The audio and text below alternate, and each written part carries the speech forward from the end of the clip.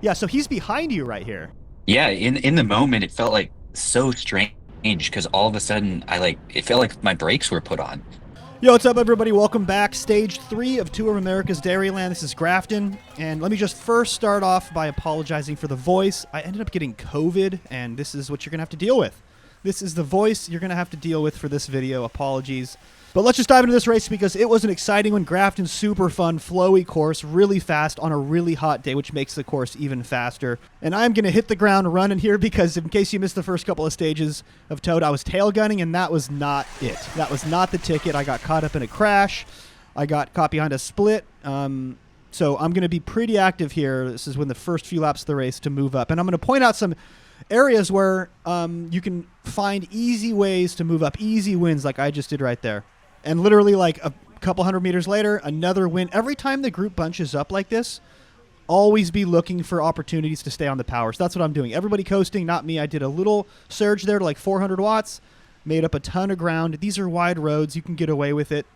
And this is a tactic I was employing later on in the races in the first two stages, but now I'm going to be a bit more active. I'm going to see if I can find a breakaway. I'm going to do this earlier on in the race just to try to find every little win I can to move up while using as little energy as possible. Yes, this is a good one. On the start finish, this left-hand side, I found some good lines. So everyone's bunching up on the right, and like I've talked about, this is where you get bang for your buck. I did an effort here for sure, but when it's like 4 riders wide, as long as I make up like 2 or 3 bike lengths, that's like 15 to 20 positions. I think the math checks out there. So especially coming into a really wide road with smooth pavement like this, you're not as concerned about getting pinched, about having to squeeze a bunch of brakes, because the whole idea here is to stay on the power, preserve your speed and momentum. Oh, and just to point out what it looks like when it's not time to move up. Single file like this is not the right time to move up. This is the same part of the course we just talked about, except this time when it's single file, you could do a huge effort, but you're only going to move up maybe 2 bike lengths, something like that.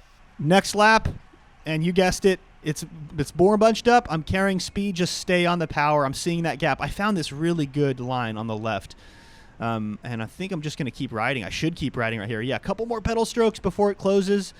Yeah, made up a whole bunch of ground. In fact, I should probably be even more on the gas and ride up to that Maidoki rider up there. But that was pretty good. I mean, that was like 10 or 12 wheels for a small expenditure in energy. That's what you're looking for. And it works. I mean, we're only like 5 or 7 laps into this race, something like that. And I'm right up towards the front now. Heart rate's in check. I'm maybe, looks like 8th wheel. This is like a 120 rider field. So right up towards the front, where I wanted to be. I made a point of getting up here early on, and I did exactly that. I felt pretty good. Legs were good today. And I'm now moving up on the right-hand side just because it was a little bit slow. And all of a sudden, like, I'm just going to keep riding here, carry some speed. And I think this is the lap where, yeah, I see that rider attacking off the front. See him in the green, and I'm like, I'm going to join that. Because I was already carrying all the momentum. It made sense for me just to stay on the power. And yeah, like, that was a pretty hard effort. But when I see somebody riding off the front, this is a good opportunity to stay on the gas and see if we can make a little something happen off the front. Because I'm trying to change my tactics here, guys. You saw the first couple of stages. Sitting in tail gunning has not been doing me any favors. So just tried something completely different today. Legs were good. This course is super fun and flowy. And let's actually just take a lap. This is up a little hill.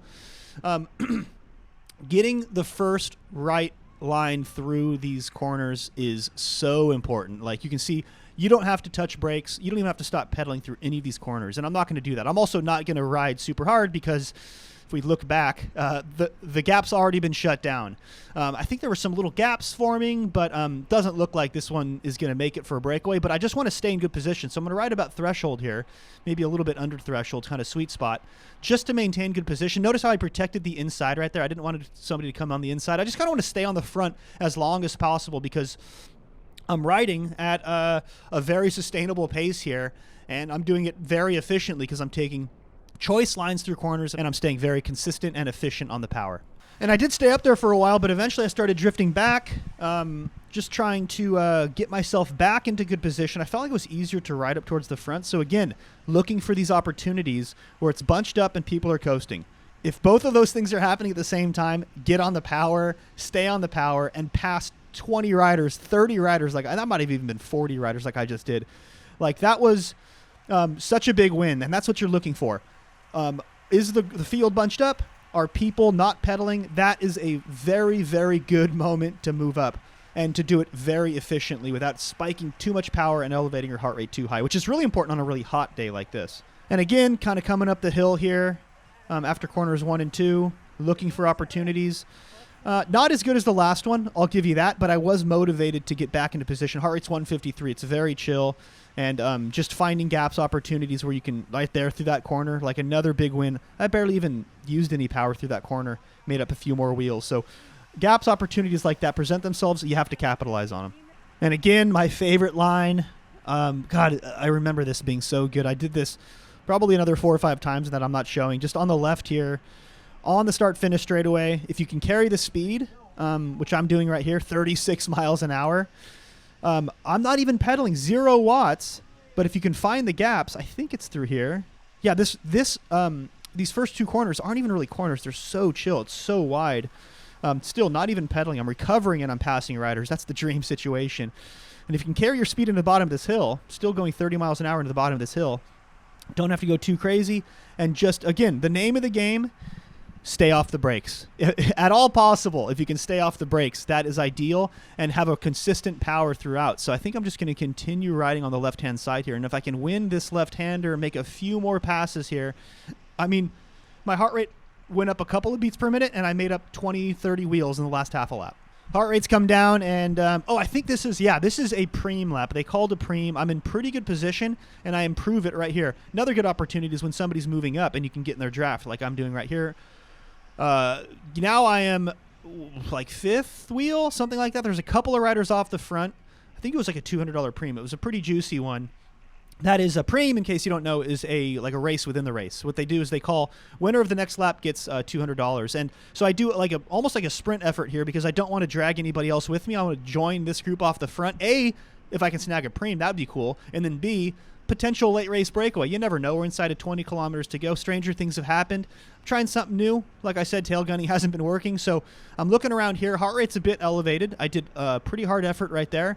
And what I should have been doing here, a mistake on my part, was protecting the inside. I probably should have been on Preston's right-hand side instead of his left-hand side.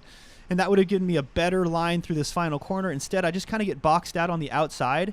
And at this point, it's not even worth trying to go for this preem, because if I'm already 3 bike lengths behind, I mean, I could probably do 2,000 watts and I still wouldn't reach those front riders. So no one to hold them, no one to fold them, and this wasn't an opportunity to try absolutely kill myself to try to get 2nd or 3rd, which means nothing. It's only 1st gets the money in preem laps. But I do want to stay up here towards the front in the closing laps of this race. A few kilometers later, I have drifted back a bit more than I want to, so just again finding these opportunities. I found so many good lines on this course. This is another one up this inside. You can see I have some teammates on the left. Hopefully going to join them in just a moment here to help out here. We're 13 kilometers to go.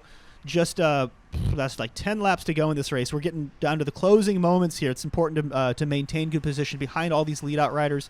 Ryan on the left, local superstar on Cycle Sport. If you're on him, you know you're in good position. And then also looking around, we have, obviously, Will was going so good at Toad. And then Mido Q and bikers. These are all the hitters in this race. So if I can maintain this good, kind of top 10, top 15 coming to the final few laps of this race, it's going to bode well for the finish. Hopefully I can link up with some teammates and make something happen. But, man, it got sketchy up here. I mean, I'm trying my best to maintain position, but I'm seeing these overlaps and these almost crashes here on the left. And I fall back a bit further than I really wanted to. I'm going to try to find some good wheels. This is Alex moving up on the left, local Mike's Bikes rider. Kind of get the door closed on me. What I'm trying to do here is find my couple of teammates who are up towards the front. I think there's 3 remaining. There's Nick, there's Andrew, and, of course, there's Jeffrey up there, who was going good the last couple of days. So I'm going to see if I can move up the field here as efficiently as possible. Heart rate's 167. It's a bit elevated. It was a really hot day.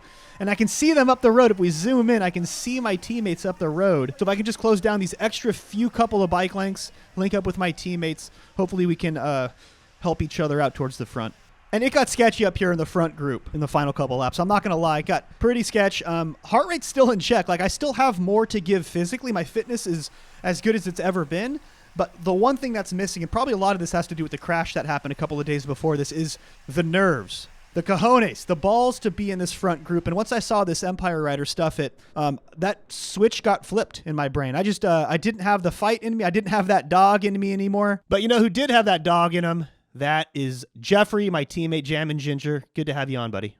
Yeah, thanks, Mr. NorCal Cycling. Good to be back. Another Jeff from NorCal. Yeah. So you were up there. I pointed you out a moment ago. I was trying to make it up there to the promised land and help you guys out. But as we pick up your race footage from that same moment, by the way, right here, where Will almost stuffs it into the corner. What a save by him. Dude. And yeah, spoiler, we're going to see more of him in a little bit. Crazy how good he's going at Toad. But you are up here with a couple of teammates, and there's communication. I saw Nick was looking back. So, man, I wish I could be up here partying with you guys, but didn't have it in me. Thankfully, I slapped a 360 camera on your bike. And look at the communication. So this is great. I mean, every little bit of help from teammates is going to get you into position to knock off hopefully a good sprint. And, you know, the idea being, see if we can get you on the podium. But how are you feeling in this moment? It's been a pretty tough race. Really hot day. You know, for the most part, I was able to chill for a lot of the day. I originally thought with the wind that it was going to kind of shatter the field. So we made a point to get to the front early and just try and stay there. But after the first, 15 minutes, it was pretty easy to tell that it was going to stay together. So we just kind of chilled top half of the race and tried to maintain position and be ready for the end.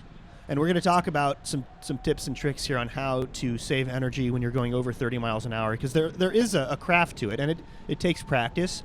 Obviously, step number one is be fit. That always helps. Like, just having a higher FTP is going to help no matter what. But what you're trying to do, and you're going to see Jeffrey doing this really well, which is why I'm so stoked that you're on the channel, man, is stay on the gas. Here's a good example. Like, if you stayed left there where it got congested, you're on the brakes. Or even coasting, you're moving back and you're finding gaps, finding opportunities to stay on the power. It's counterintuitive, right? Like, every fiber in your being is like, I need to rest. My heart rate spiked. It's the end of this race. I'm exhausted, but you have to stay on the gas because that's the most efficient way to move up and maintain position. Yeah, and it comes down to that thing of like, if you're not moving forward, you're moving back. And that's very, very prominent in these races, especially the last 5 laps when everybody is jockeying for position. Yeah, you're totally right. Like, if there's a space, somebody's going to fill it. Like right there, here's Will, the return of Will finding space. And yep. Local races, even local P1-2 races, there's a lot more grace. There's a lot more leeway. If you're like, I'm a little tired, I'm going to take a breather here into this corner and leave a little bit of space in the last 5 laps of a local crit, like, you're probably going to be okay. Out here, even early on in the race, not even the last 5 laps, but even early on in the race, people are like, mine, and they are going to take that spot. And if you're not filling those spaces, somebody else is. And if somebody's filling those spaces, like, dude, you're filling this void right here super well. Yep. If somebody else is filling that space, you're moving back a wheel, maybe even 2 or 3 wheels. So it's always important to find gaps, and that's exactly what you're doing. Look at, you just moved up 4 or 5 wheels for a very little, small amount of energy.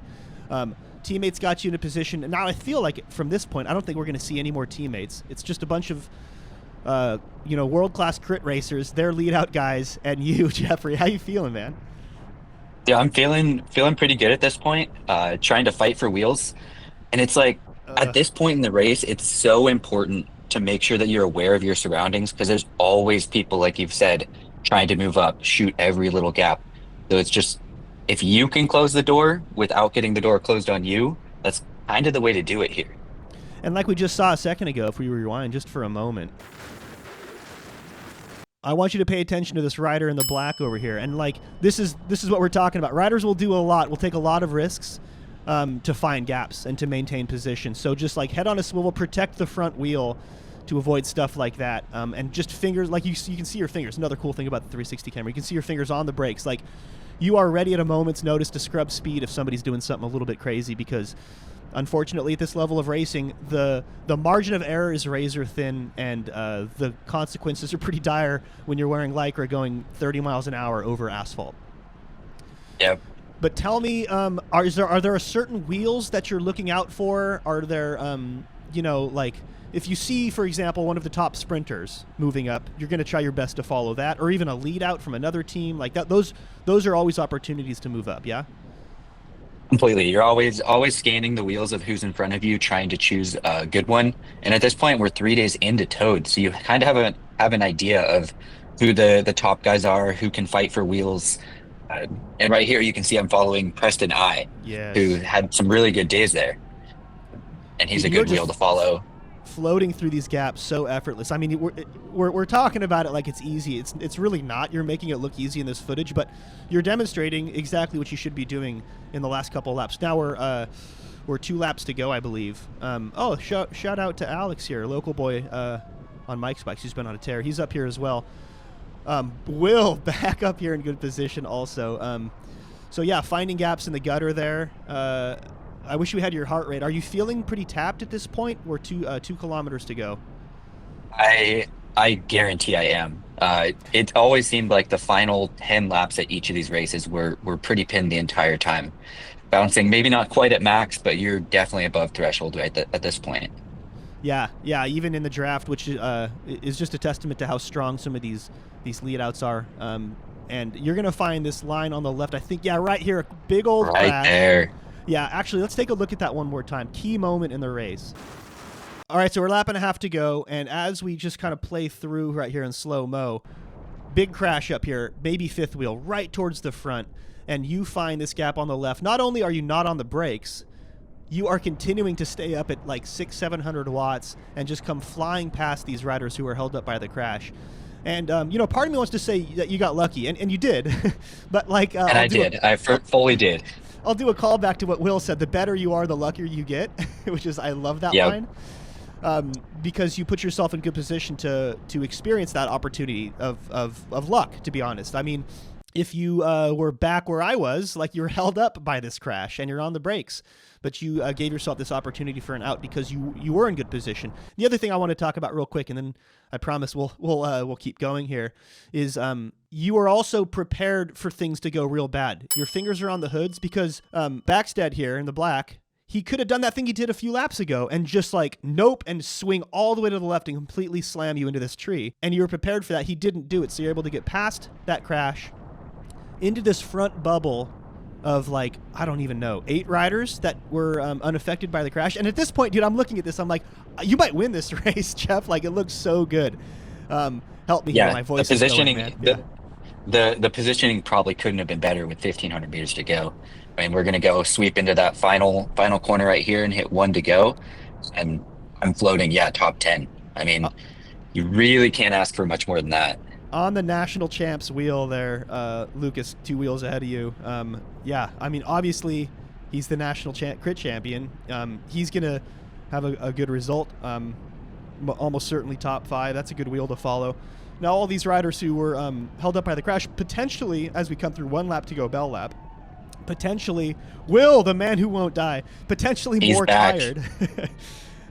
Because they've had to do brake and then surge and power, which you have not had to do. So that's something to keep in mind also, is are these riders going to be trusted wheels to follow? As these lead-outs come back, that biker's rider, not a good wheel to follow. We talked about trusted wheels. Lead-out riders are definitely not it. Will always seems to be like a good wheel to follow because the dude never gets tired. He was going so good. But here you are, like 5th or 6th wheel inside of 1 kilometer. Dude, like so pumped after looking at this footage.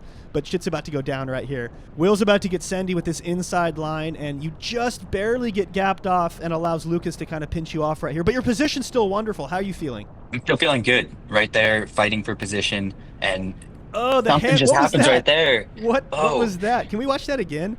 Yeah, so he's behind you right here. Yeah, in the moment, it felt like so strange because all of a sudden, it felt like my brakes were put on. Yeah, and that's basically what happened. Is like when he hand slings off of you, that is like putting your brakes on. So you lose a couple of key wheels here, and there's a reason this is like obviously super illegal because it's super dangerous. Like you cannot take your hands off the bars and touch another rider. Like it's one thing to bump elbows, that's just racing, but to take your hands off and especially just to like give yourself a huge advantage by pushing somebody is so dangerous. Anyway, you come out of this final corner in a really good position.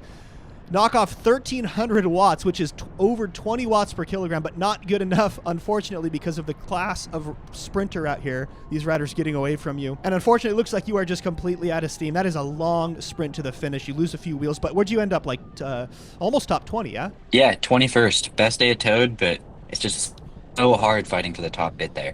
Dude, they were so fast. Some of those guys had a few more lead outs, but I will say, I will commend you on just being a freaking gladiator in the last few laps. That was so gnarly. But B, it is way better in bike racing to be exhausted but in the correct position, which is what you were in that final corner, instead of like still having a good sprint but being out of position. Because you could have a 2,000-watt sprint, but if you're 25th coming in the last corner, you're never going to win. So unfortunately, I wasn't there to help you anymore. I was 40 wheels behind you at that point, just kind of rolling in. Yeah, so thanks again for coming on, Jeffrey. It was a pleasure having you walk us through these final few laps. Yeah, of course, Jeff. It's always great to get out there and race with everyone. And Toad is one hell of a stage. Yeah, man. Thanks for watching, guys. Catch you in the next one.